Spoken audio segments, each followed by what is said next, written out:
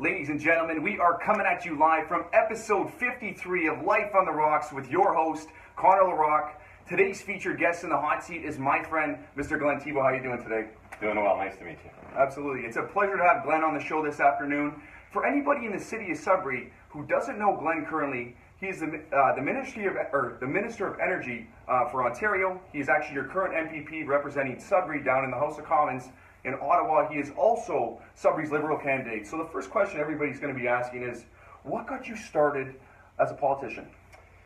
You know, I never really had any political aspirations, but, I was running group homes for developmentally handicapped adults for a while, and then I became the executive director of the United Way here in Sudbury, and saw that things could be better in terms of our community, and I think, that's when I was approached to get involved in politics, and it was something I thought about long and hard, because I initially said no. And then, after a couple of conversations at that time, I was federally with the NDP, and had a conversation and said, yeah, I'll run. And so, there I was, October 15th, 2008, going, hey, now I'm the MPP, and learning what the ropes were from there. What was finding that breaking point where you said to yourself, you know what, I'm going to go into politics? I mean, it really is a big jump. Was there a situation, an issue? What got you going? It was a big conversation with my wife. And at that time, my daughters, I have two daughters, they're 14 and 10 now, but at that time, they were 4 and not even 1. Oh, wow. And so saying to my wife, I want to get involved in politics, and if I win, I'm going to be away from home all the time, that was a really big decision to try and to go through.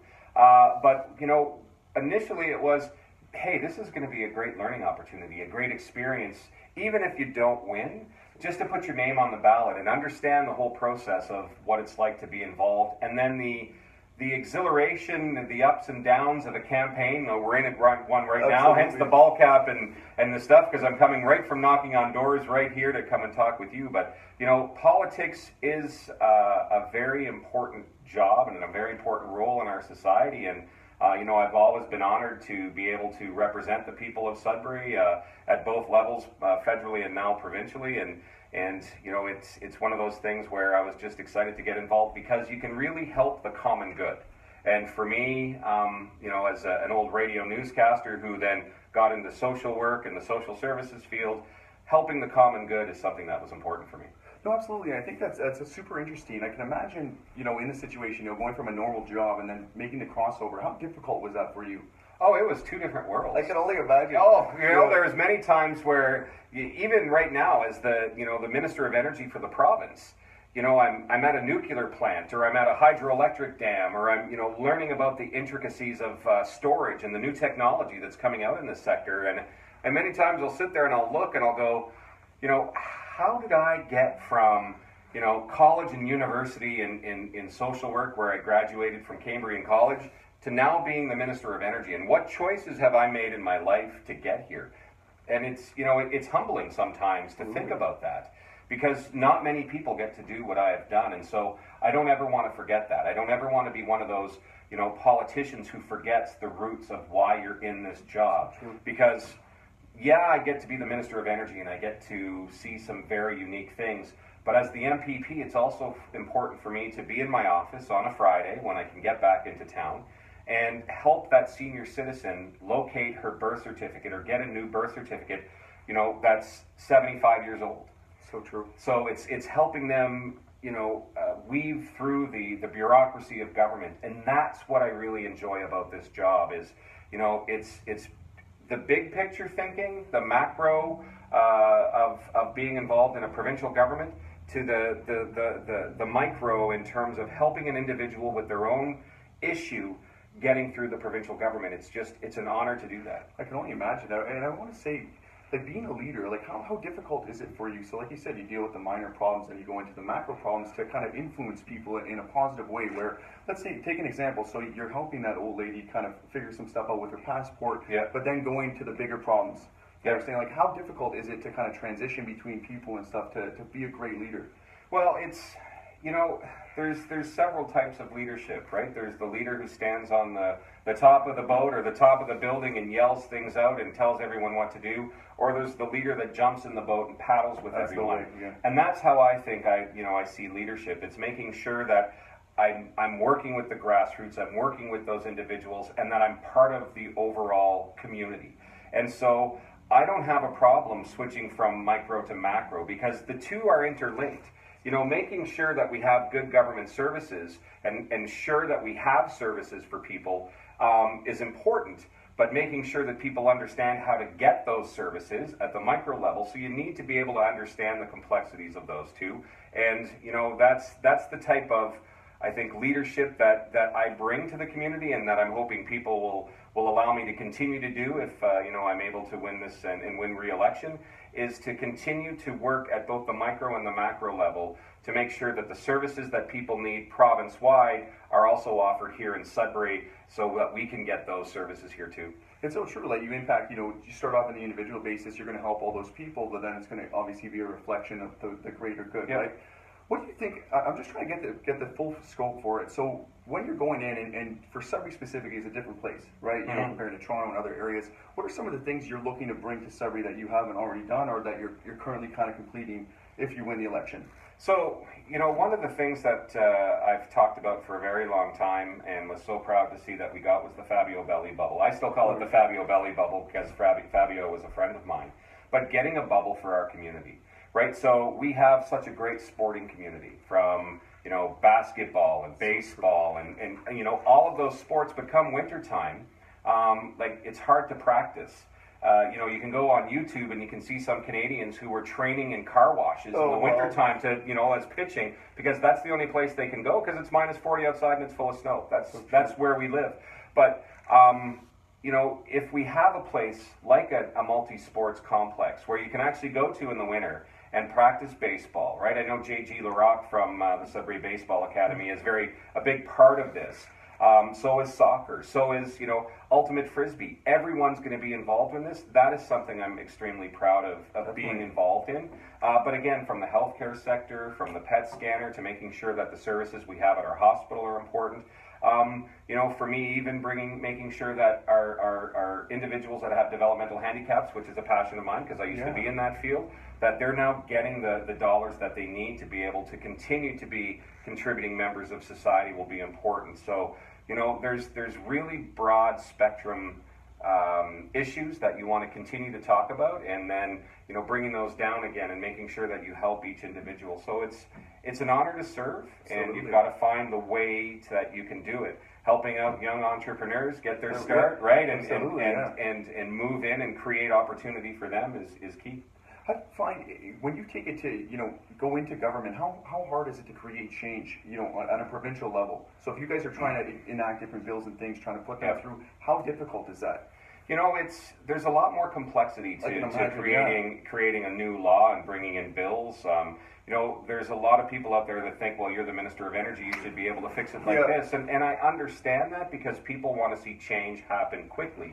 But, you know, sometimes I've also said it's like turning the Titanic.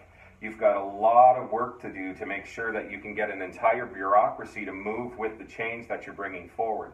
So when you bring a budget in place, like the budget that we brought forward in December, we've made several announcements, but a lot of those announcements won't take effect until next year. No kidding. Because you need to be able to change regulation, you need to change, you know, so you bring in the legislation will then change regulation, and then everything's got to be sent out to the province and worked on and notified. So there's a lot more complexity to that. But that doesn't say that you can't act on things. No, for and sure. that's what I think government, and what we're trying to talk about as the Liberal Party is, you know, we've been government for 15 years. The Premier, Kathleen Wynne, has only been Premier for the last 4.5, 5 years now.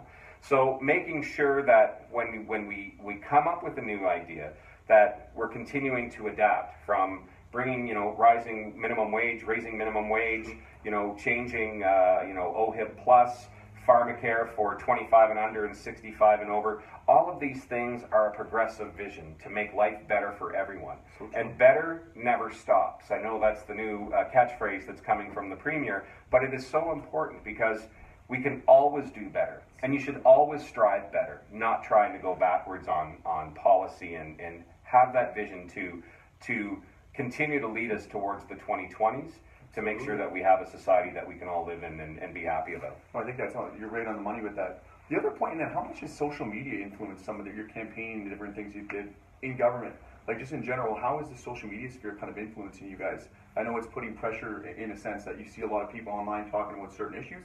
How has it influenced you and when you're doing your work and other things? So social media has a very important role to play in society in general now.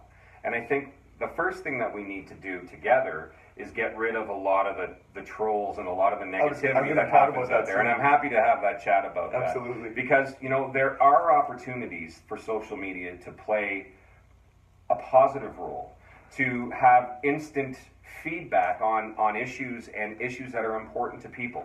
And so being able to get that. But the unfortunate side of social media is sometimes there's an anonymity there that people don't necessarily have to come front to be upfront about things, and then it's personal attacks. So true. It's rather than discuss policy, they go to personal. So and then nothing, and then, well, what does that do except say that I need to have thick skin to do this? Politics shouldn't be that way. Yeah. Politics should be about ideas. I've never had a problem with someone who's disagreed with a policy that I've been part of and say, this is why I disagree, Glen. Here's what I think could be better, and here's something I wish you would look at.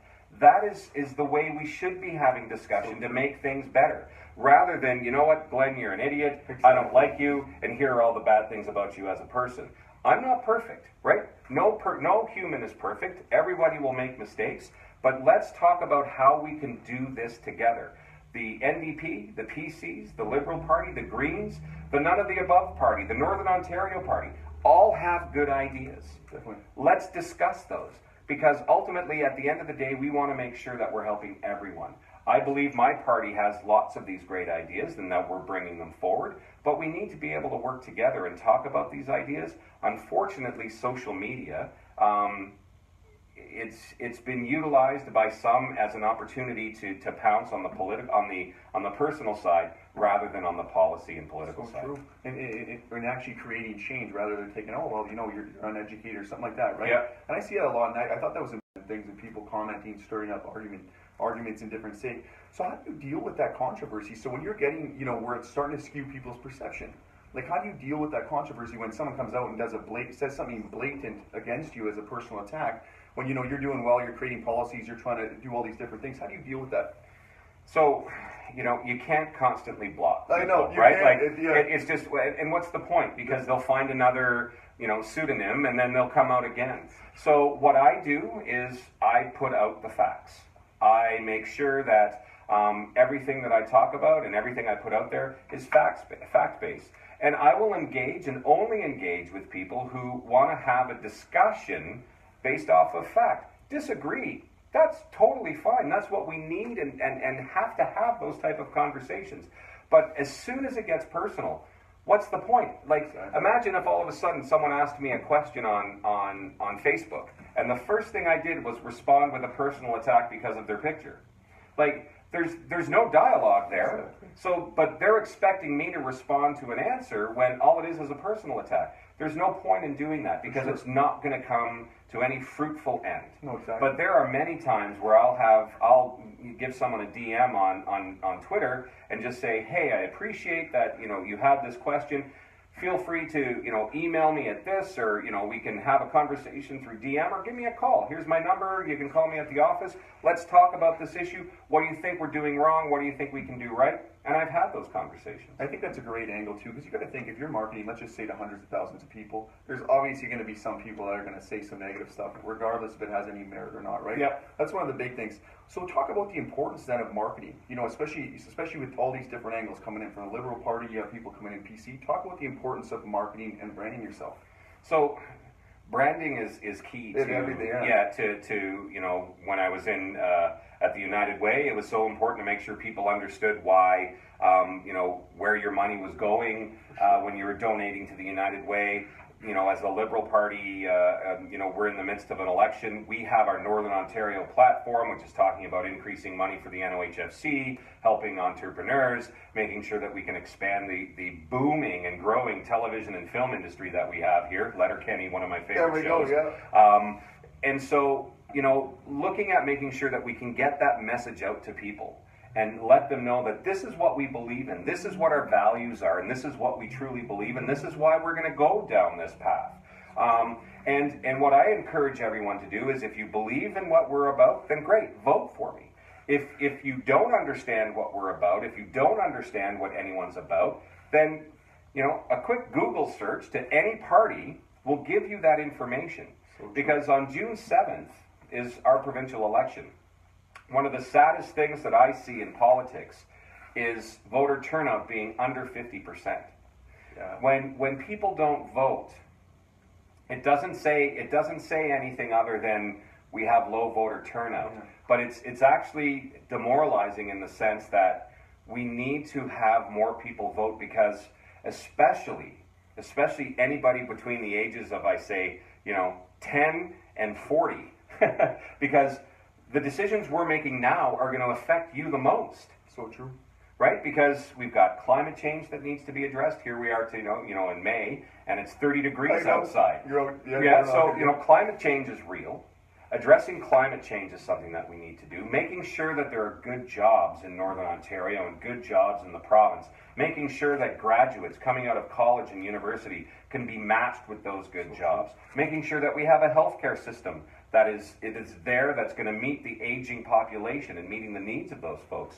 So, what we need to do is every party needs to talk about these issues, and this is how we're going to deal with this. And as Liberals, we're talking about pharmacare, we're talking about increasing money for healthcare, we're talking about Northern Ontario issues that will really, really benefit those in the North.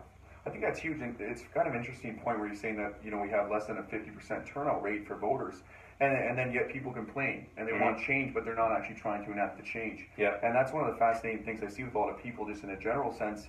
The one thing I want to point out, this is an interesting point, being that you're in government. I always tell students, whenever I'm going in, if I do motivational speaking or anything, I say, what makes you irreplaceable? Because, you look at the job market, the mass destruction in it. So you have to think about these things for certain students. And then you're trying to, in government, you guys want to create jobs, incentivize entrepreneurs, all these things. So I'm sitting there thinking, well, how are we going to do this? So then it's one of those things, I think, as a political party, how do you break through the noise, right? When you have so many people kind of barking, you're like, oh, well, the Green Party's telling us that, we have climate change. And then this party's saying over here, well, yeah, there's climate change. But the other one's saying, let's not put money towards that. I just find it fascinating. The political sphere, I find it gets too much noise in a sense. So for a person like you, that was why I was interested to bring you in, Glen, because you've had an ability, it seems, to be able to break through the noise, regardless of controversy and all the things you get hit with. So the point, what I wanted to actually ask you with this, because this is the build-up to it, where I'm saying, the controversy and things. So obviously, before you were a former NDP, you were part of the NDP party. Like, how hard was that for you to transition to the Liberal Party? It was difficult. I can imagine. Yeah, it was difficult, and there were many reasons why I left federal politics to go into provincial politics. Why I left the NDP and joined the Liberals. Back in September of 2014, there were many things that were happening. Personally, I wasn't happy with the direction that the party was taking. There's still good people within the NDP. I don't have any ill will towards a lot of them. So one of them is still one of my friends. He lives out in Thunder Bay, going through a tough time right now with cancer, and we talk often. But we disagree politically. But we can have a conversation. But, and then the shooting happened on Parliament Hill. I was, very close to where that happened, and, that had an impact on me. And, my family and I were making the decision that you're not happy with the party, you're not happy with the change that you're able to make at that level. We were thinking about getting out of politics, and, the opportunity presented itself to get into provincial politics. And so, again, not a fan of the policies that were coming out of the NDP, but was very pleased and excited at the progressive vision that was coming out of the Liberal Party. And so, I had to think long and hard about if this is something that I wanted to do, and I took my time over it, talked with many of my colleagues, talked with many friends, and my friend said, Glen, you should stay in politics and run for the Liberals. Your vision, your values, the way you approach things match with the Liberals. And after I met the Premier, I was down in Toronto for a concert, and her and I had a coffee in the morning, and she asked what concert I was going to see, and I told her I was just going to see a hard rock concert. I was actually going to see Slipknot. I didn't want her to, because if she would have Googled Slipknot, I don't know if she would have been a big fan of that. But anyways, all kidding aside, it was an honor to be able to meet her and then see that our visions matched. Absolutely. And so when your visions match, when your values match, it was an easy decision then to say, yeah, this is how I was going to do it. But I knew the onslaught that was going to come, into relations of the name calling and all of that other stuff. But I really did put it to the people. I resigned from my position as MP, and then I went into an election. And then, I was honored that the people chose me again. I got 42% of the vote in 2015, right? Show, right? So, there was support there. But I don't take that for granted. That's why I'm out knocking on doors today, right? So come from a door knock right to this chair, which is kind of nice to sit down a little bit and have a little bit of a rest. Yeah, and get a little bit of the AC. But it's that opportunity for me to be able to serve that I'm always so proud of. And being able to work for the people of Sudbury, work with the people of Sudbury, has always been an honor for me, and it's something that I hope to continue. If I earn everyone's trust and their vote again and can win this election. Well, I think you've done an exceptional job as well, and that's why I wanted to ask. I mean, that's a big change, but as a leader, you have to make decisions that people sometimes don't want to stand for, right? Yeah. But it seems obviously it's worked out well for you, and it's nice that you're coming into this campaign. Coming up to election, I know obviously there's some things that you can anticipate. Do you see anything that's going to go maybe south, where people are going to start jabbing you more in different ways? Like, are you anticipating that? I know how politics works, so I got to ask. Yeah. I don't know. I hope not. Yeah. I try to keep this high road and respect everyone who's put their name on a ballot. If we go back to the initial discussion that we had today in this conversation, I said, in 2008 when I was running, that it was just an honor to be able to get the experience and to be able to understand what it's like to put your name on a ballot. And it's tough, right? It's exhausting. You're out every day knocking on doors. You're usually talking to people 12 hours a day. Wow. And then you go home and fall asleep and wake up and do it all over again. And, there's lots of people that work hard. I'm not trying to minimize that. No, for sure. But, so I don't have anything ill to say about my colleagues. I think, when I call them colleagues, because we're all candidates now. We're all trying to convince the people of Sudbury that we represent the values that represent them and our parties. And I believe that I represent the values of the Liberal Party, which represent most of the people of Sudbury. But I need to continue to prove that. I need to talk to them about it, and I need to knock on doors, and I need to let them know that we believe in care, not cuts. And while other parties are talking about cuts and efficiencies, we're making sure that we're talking about ways that we can spend, do it efficiently, make sure that we have a path to balance, but at the same time, invest in seniors, invest in families, invest in students, invest in businesses, and invest in entrepreneurs to make sure that we can grow our economy. We've got the fastest growing economy, not only in Canada or North America, with many of the countries in the European Union as well. And, you don't have to take my word for that. Even the TD Bank, the economists, put out a report this week that said we've had 2.7% growth with the last 4 years showing that we've been exceeding our expectations, and it's been better than it was back in, even having to go back to the early 1990s. We've got the lowest unemployment rate in the last 20 years, some of the lowest unemployment rates in Canada. That means that we're doing the right things. Is that being felt everywhere in the province? Not as much. That's why we have things like the NOHFC, which we're going to increase to $150 million to make sure that all of the entrepreneurs and businesses that need that hand up to continue to expand or sustain their jobs or even grow, that they have access to more of those funds, because we've seen 15,000 jobs over the last couple of years either be created or sustained thanks to the NOHFC, wow. Let alone the film and television industry, there we go, yeah. which is just booming here. Absolutely. It's just booming. Funny enough, just from the show, I actually got a casting call from one of these shows. I actually got a gig in one of these movies. I can't disclose what it's going to be. Oh, well, that's great. But it was great just from that, just from interviewing someone that's had someone in the network, and nice. And it was that quick. Yep. So the last question I want to ask you then, off the importance with everything booming, how difficult is it for you to influence the younger generations to get in? Because some of them sometimes don't want to be interested in politics. It almost seems that people would rather watch a television show and vote for someone, let's say on American Idol, than go vote. Like, how do you influence the younger generation? Well, so I'm 48 years old, and sometimes I think I'm still a young guy, but people look and go, no, you're getting pretty old. You've got gray hair, and I'm balding. You look good. You're okay. Well, thanks, man. I appreciate that. But it's social media is one way. Like I have a 14-year-old daughter that talks on Snapchat all the time. So I'm trying, so if I want to get her attention, I go on Snapchat, do something completely ridiculous, and then I get, come on, Dad, you're embarrassing me type of thing, right? But, it's having the conversation and being respectful to young people, because young people today are engaged. Young people today know the issues, and they know what they need, and they know what they want. And the problem with politics for many young people is what I'm hearing is they have no say in that.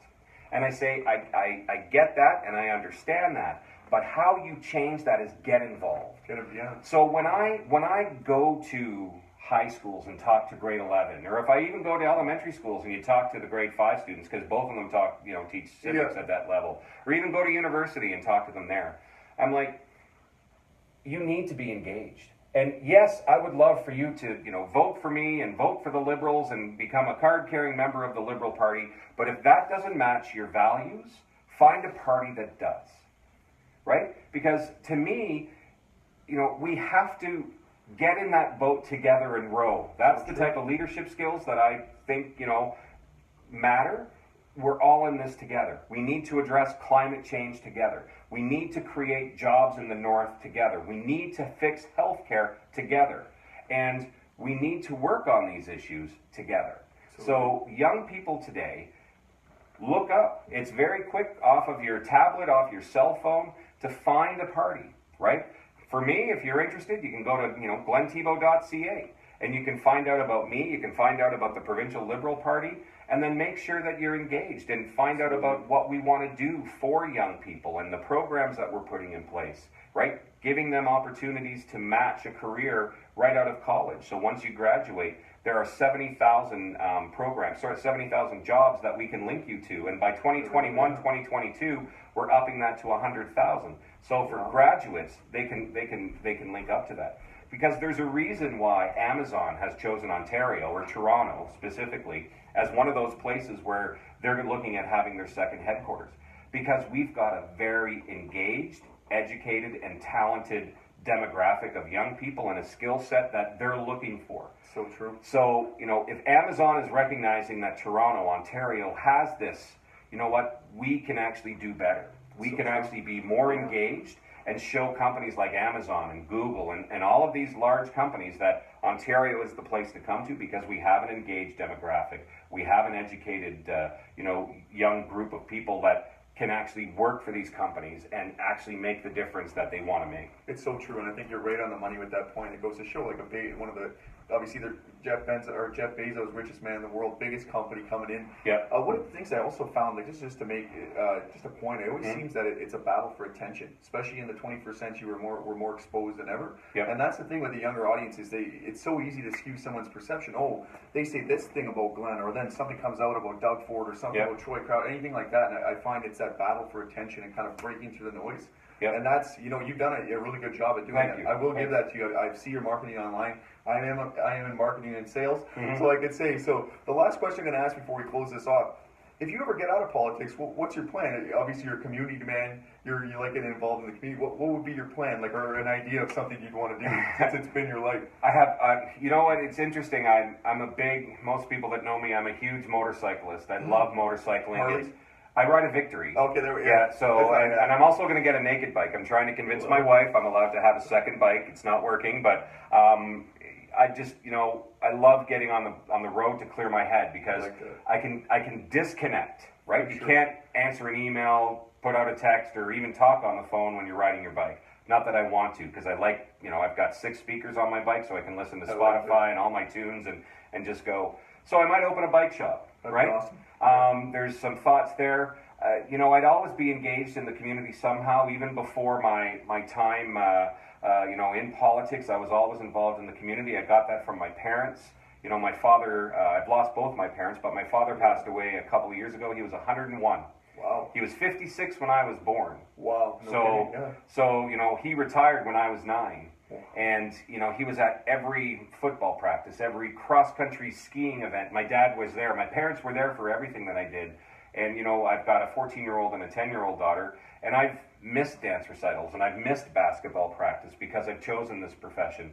So, I get involved a lot in their lives again to make sure that I don't miss out on more of those things because, you don't get a second chance at that. So true. Honestly, you've done a great job. Where can we find you on social media? You can talk right into the camera. So social media, my website is glentibeault.ca. On Twitter, it's at Glen Thibeault. And you can find me on Instagram, but I'm very particular on that one because I don't have any staff support to monitor that one. But, we're info at glentibeault.ca as well as another way you can reach me. I must say, I think you've honestly done an exceptional job and you've built a very strong brand. Honestly, I look up to you for that. That's one of those things. I see your name. He's on Wikipedia, guys. That's when you know you made it, when you're on Wikipedia. You're on Wikipedia. All right, thanks a lot. Anytime.